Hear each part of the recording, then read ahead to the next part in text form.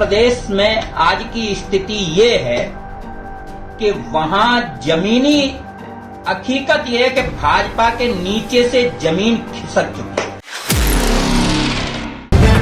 The live TV, सच सबसे आगे।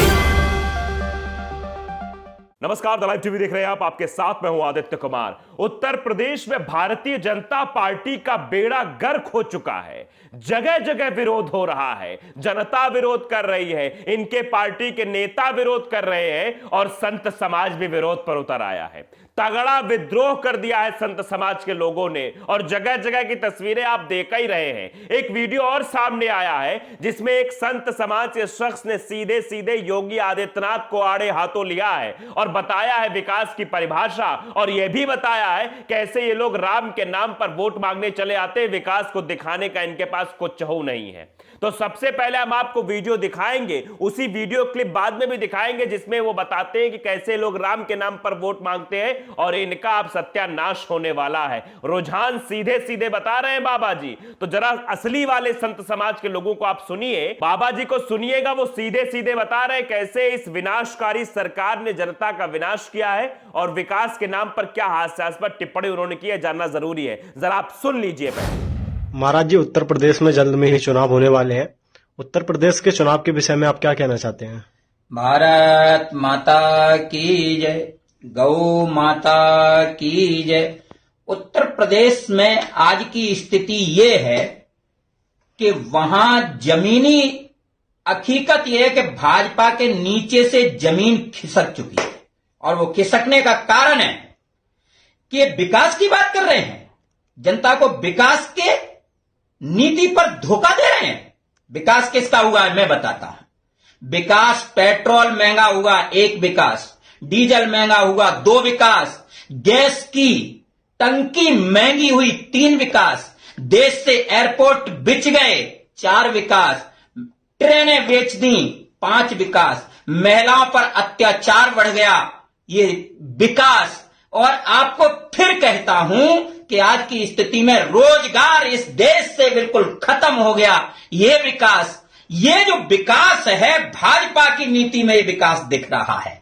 जमीनी स्तर पर ना भाजपा रोजगार दे सकी, ना देश से महंगाई कम कर चुकी, व्यापारी वर्ग अलग परेशान है। इस वक्त भारत में न्याय की बात करने वालों को चुनना पड़ेगा। तो सुना आपने, शुरुआत में ही बाबा जी ने कहा कि भारत माता की जय और गौ माता की जय। यानी ये असली वाले बाबा जी हैं जो गौ माता के बारे में भी सोचते हैं और जो भारत माता के बारे में भी सोचते हैं। ये फर्जी बीजेपी नेताओं की तरह नहीं है कि भारत माता की जय जयकार करेंगे और फिर भारत माता के लिए कोई काम नहीं करेंगे। आप समझिए गौ माता का क्या हाल है उत्तर प्रदेश में, आप जान ही रहे हैं कैसे जो है छुट्टा जानवर घूमते रहते हैं और रोजाना एक्सीडेंट होते रहते हैं और कैसे गौशालाओं में गाय मरती रहती हैं। तो ये सिर्फ नाम वाले हैं और बाबा जी ने बता दिया ना आपको क्या क्या विकास हुआ है उत्तर प्रदेश में। उत्तर प्रदेश में विकास के नाम पर विनाश करने का काम भारतीय जनता पार्टी ने किया है, इसीलिए जनता के साथ साथ संत समाज के लोग भी सामने आ गए हैं। यह बड़ा कहते हैं हम संत समाज है, हम योगी है। कैसे कि योगी हो योगी आदित्यनाथ जी? असली योगी तो बाबा जी है जो बता रहे हैं आपको, आईना दिखा रहे हैं कि आपने पिछले 5 सालों में उत्तर प्रदेश की जनता के लिए क्या कुछ किया है और जो 2014 सरकार चली आ रही है उसने जनता के लिए क्या कुछ किया है। एक तरह के पोल खोल दिए है और आप समझिए साधु संत समाज का यह विरोध दर्शाता है कि आने वाले समय में भारतीय जनता पार्टी गई। जरा एक वीडियो क्लिप इसी का और देखिए जिसमें ये राम के नाम पर सियासत करते हैं। तो बाबा जी ने कह दिया राम के नाम पे काहे बात करते हो भाई, बात करो विकास के नाम पर ना। लेकिन विकास के नाम पर बात करने के इनके पास कुछ है ही नहीं है, विकास बताए क्या, बस राम नाम की बात करते हैं। अब भारतीय जनता पार्टी के आप गाने भी सुन लोगे उसमें भी आपको यही लगेगा। तो पहले आप जरा वीडियो देख लीजिए बाबा जी कैसे जो है योगी आदित्यनाथ जी को आईना दिखा रहे हैं, बता रहे हैं कि राम के नाम पर वोट मांगना बंद करो। और राम के ऊपर चुनाव लड़ रहे हो? अरे राम के ऊपर चुनाव लड़ो, ये गलत है। आप विकास की बात करते हो ना, विकास पर चुनाव लड़ो, लेकिन ये विकास पर चुनाव नहीं लड़ सकते हैं। यहां जमीनी हकीकत ये है कि मध्य प्रदेश, उत्तर प्रदेश, ये सब जगह जो मैंने बोला ये विकास हुआ है, इसलिए भाजपा के नीचे की जमीन खिसक चुकी है। संत अगर ये बोलता है, सन्यासी ये बोलता है, तो भाजपा के अंधभक्तों को मिर्ची लग जाती हैं और इनको मिर्ची लगे तो मैं क्या करूं। जय हिंद। तो सुना आपने, संत समाज के साधु बाबा ने बता दिया कि मध्य प्रदेश हो, उत्तर प्रदेश हो, हर जगह भारतीय जनता पार्टी की जमीन खिसक चुकी है। और मैं ये बोल रहा हूं, इससे अंधभक्तों को मिर्ची भी लग सकती है। मिर्ची लगे तो मैं क्या करूं, ये बाबा जी ने सीधे सीधे कह दिया है, क्योंकि सच्चाई बताना जरूरी है। आप देख रहे हैं कैसे संत समाज के लोग भारतीय जनता पार्टी के खिलाफ विद्रोह कर रहे हैं, योगी आदित्यनाथ के खिलाफ विद्रोह कर रहे हैं। ये वही योगी आदित्यनाथ है जो संत समाज की बड़ी बड़ी बातें करते हैं, हम ये कर देंगे, हम वो कर देंगे, हिंदुओं के लिए कर देंगे। ये जो बाबा जी है हिंदू ही हैं। आप बताइए योगी आदित्यनाथ जी, क्या प्रॉफिट हुआ है? एक एक विकास की परिभाषा बाबा जी ने आपको बता दी है। अगर सामने आप डिबेट करने बैठ जाएंगे तो आपकी बोलती बंद हो जाएगी। लेकिन अब देखिए, यही सब प्रोपेगेंडा फैलाया जाएगा, भैया विकास की रूपरेखा तो ऐसी है कि पूछो मत, योगी जी ने बड़ा विकास कर दिया है। कहां है विकास? जरा दिखाइए तो कौन से कैमरे से देखा जाए। बात करते हैं अमित शाह जी आके कि भैया योगी जी ने बड़ा विकास कर दिया उत्तर प्रदेश में, लड़कियां रात में 12 बजे चल देती हैं, कहीं भी घूम सकती हैं, अपराधी दिखाई नहीं देते, दूरबीन से भी देखो दिखाई नहीं देते हैं। आप बताइए, लखीमपुर में घटना हो जाती है, बच्ची का शव मिलता है, कैसी सुरक्षा है? रात में वो कहीं गई थी किसी काम के लिए, उसके साथ ऐसा व्यवहार होगा, उसको मार दिया गया। तो ये सब चीजें दर्शाती हैं कि उत्तर प्रदेश विनाश की ओर गया है।